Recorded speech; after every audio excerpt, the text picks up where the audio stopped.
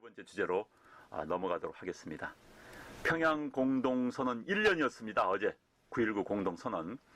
자, 평화는 없었습니다. 자화자찬만 남았습니다. 네. 자, 9.19 공동선언이 1년이 됐다고 그러네요. 저는 1년이 아니라 몇 년이 된 것 같은데 하도 우려먹어가지고 통일부 장관도 바뀌고 뭐 해서 몇 년 된 것 같은데 이제 보니까 1년밖에 안 됐네요. 평양 공동선언, 나라 망가뜨린 선언이었습니다. 남북 간의 공동선언 좋아요. 전 할 수 있습니다.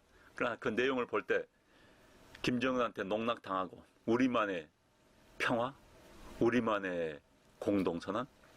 자, 평양 공동선언 1년이 돼가지고 이제 자축연을 했습니다.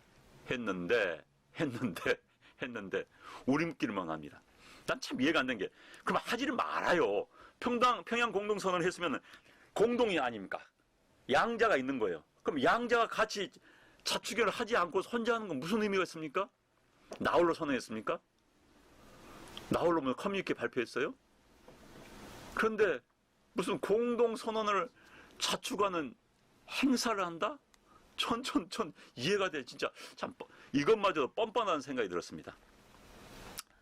과거에 참 이거 좀 불행한 이야기입니다만, 남북 정상회담 이후에 우리 쪽에서 또 일방적으로 또 저기 경의선 그냥 다시 깔았지요. 깔아가지고 이제 판문점 입구까지 깔았습니다. 그때 북한은 들은 척도 안 하는데 우리만 판문점 넘지도 못하고 판문점 입구까지 기차 타면서 무슨 남북 청도 연결했냐 하면서 우리만 좋아하는 무슨 대통령까지 참석해가지고 그런 행사 연 적이 있었죠. 전 그때 참 답답하고 깝깝하더라고요. 그런데 또 이번에 공동선언 1년 우리끼리만 하는 행사를 하고 있습니다. 참 제가 아이고야 싶었습니다. 아이고야. 그러면서 장관이란 자가 평화가 왔다? 평화가 어디 왔습니까?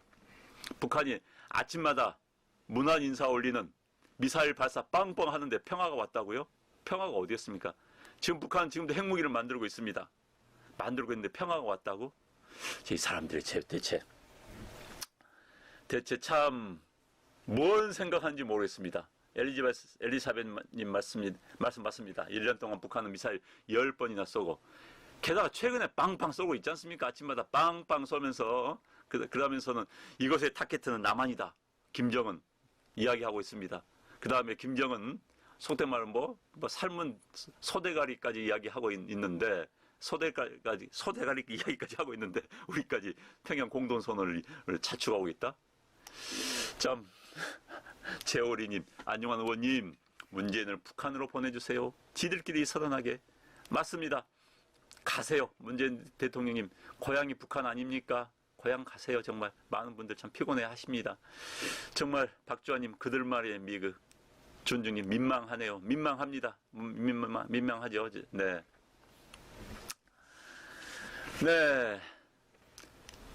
자, IT에서 지지합니다. 하혜주님, 감사합니다. 참, 멀리에서 우리 방송 봐주신 거 보면 저들이, 자, 뭉클해집니다.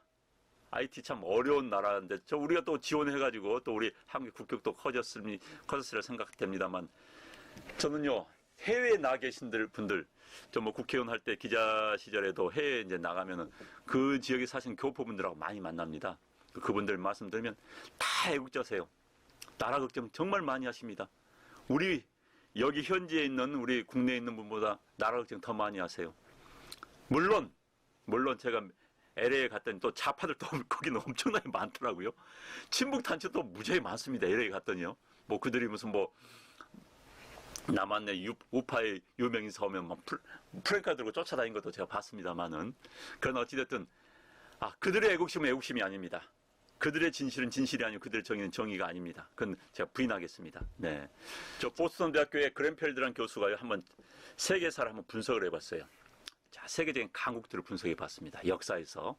그러니까 네덜란드, 영국, 프랑스 다 분석해 봤어요. 미국도 분석해 보고. 그랬더니 그 국가의 최고의 전성기 때는 애국심이 최전성기에 있었다. 애국심도. 자긍심이 있었다는 거예요. 물론 선후관계는 모르겠습니다. 국가가 전성기였기 때문에 애국심이 있었는지, 애국심이 있었기 때문에 전성기에 있었는지 모르겠습니다만, 저는 어찌됐든 같이 간다고 생각합니다. 애국심이 없이 그 공동체는 버틸 수가 없습니다.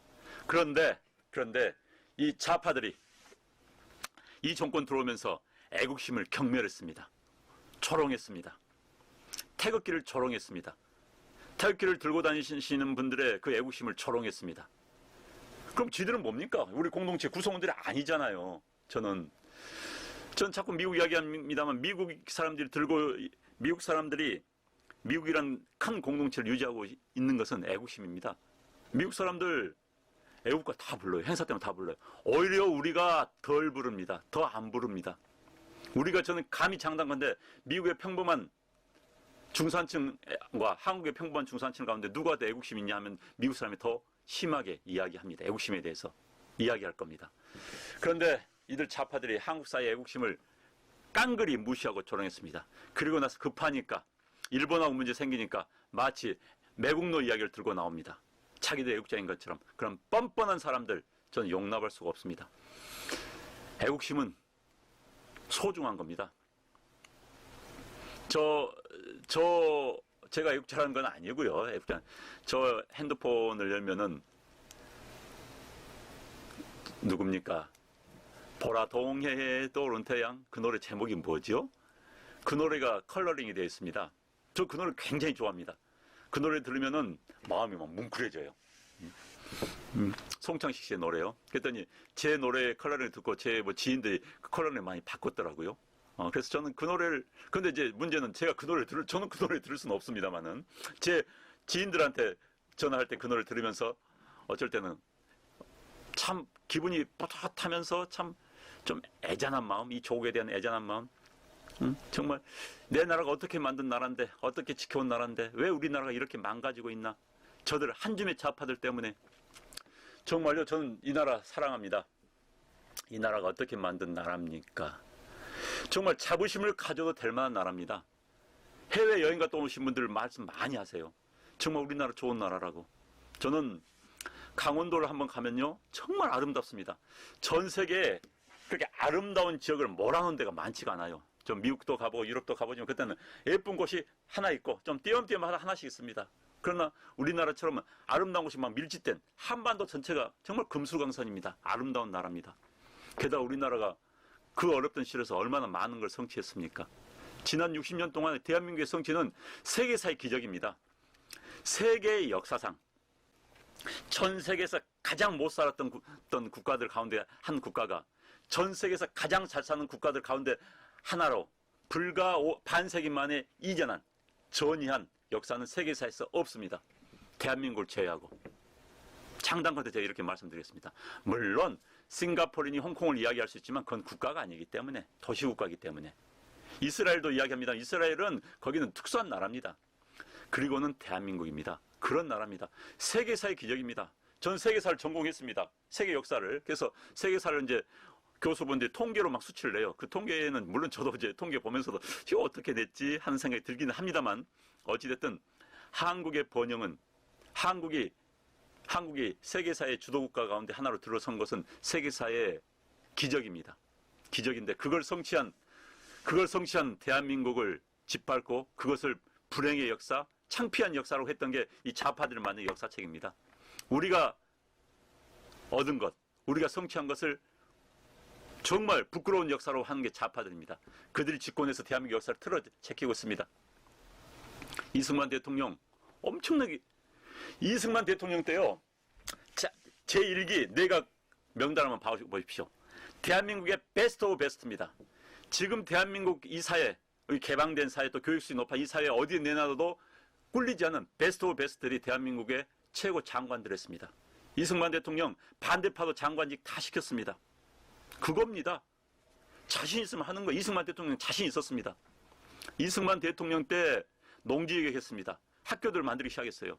그게 오늘의 이 지금을 만들었습니다. 사실 그 당시에 농지개혁은 우리나라의 서민들, 전 세계 자본주의 국가 체제에서 그 정도로 아주 급격한 농지개혁 하는 국가가 없습니다. 물론 좌파들은 이런 이야기 합니다. 북한에서 농지개혁 했기 때문에 겁나 산 거다? 맞습니다. 그랬을 수도 있습니다. 그러나 그걸 느낄 수 있고 그걸 판단할 수 있다는 그 판단력이 중요한 거예요. 참 이승만 대통령이 농지개혁 때문에 정말 가난한 사람들도 가난한 농민들 땅 몇 평을 갖게 됐습니다. 그것으로 열심히 일했습니다. 내 자식들 나처럼 고생 안 시키기 위해서. 그래서 중학교, 고등학교, 대학교 보냈습니다. 그들이 지금 그 세대가 지금 대한민국을 이끌었습니다. 그런데 그런 걸 생각하지 않고 이승만을 비난하는 그들은 나쁜 놈들입니다. 무식한 놈들입니다. 정말 무식한 놈들입니다. 제가 지금 오늘 평양 공동선언 1년 이야기 하다 보니까 무식한 좌파들 이야기가 나왔고, 좌파들 이야기하니까 우리 역사 이야기가 나왔고, 또 이승만 대통령까지 갔습니다. 언제 제가 박정희 대통령 이야기 좀 여러분 앞에 한번 이야기 좀 해드리고 싶습니다. 박정희 대통령이 성취한 것에 대해서 우리 함께 토론할 필요가 있습니다. 그 부분에 대해서. 그런데 정말 함께 저는 그런 토론대로 좀 하고 싶어요. 이승만 대통령에 대해서도.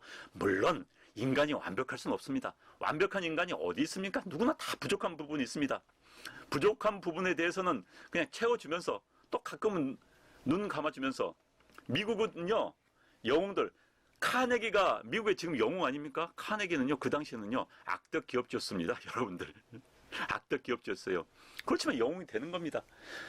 거기에 비하면 박정희, 이승만 대통령 비할 바가 아니죠.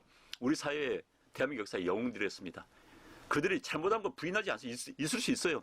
그러나 그런 건 감싸주고 가는 것. 그런데 그걸 부추겨가지고 그들을 못된 역사 이단으로 보는 좌파들입니다. 좌파들.